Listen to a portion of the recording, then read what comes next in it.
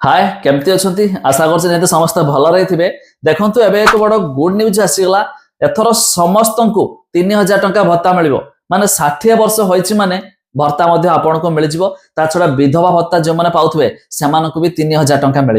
तेबे यह केबे ठारू लागू हेबो जा विषय में आपको अपडेट देवी एबे आसीगला आपण निहाती देखंतु शेष पर्यंत ता पूर्व लाइक टे करंतु सब्सक्राइब करनथले एबे सब्सक्राइब करे पाखर थिबा घंटी चिन्ह को दबाई दियंतु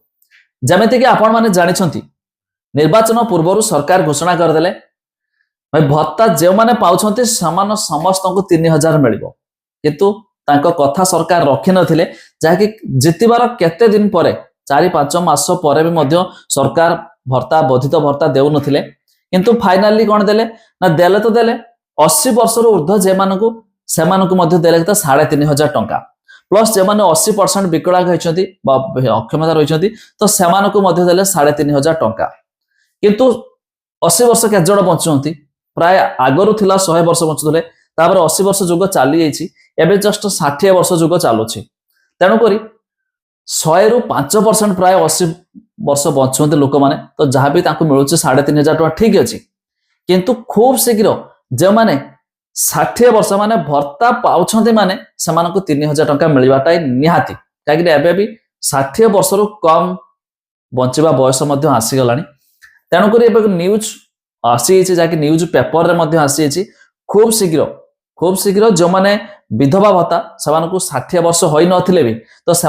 3000 मिल जो मैंने 60 वर्ष हो गला तो से 3000 मिल जहाँकि बड़ भल पदक्षेप आहरी पूर्वर आसबार था कहीं जो निर्वाचन पूर्व सरकार घोषणा करदे 80% लोक तो देदेले बाकी जो मैंने पाथले से सरकार को एत गाली गुलज करथुले तो शायद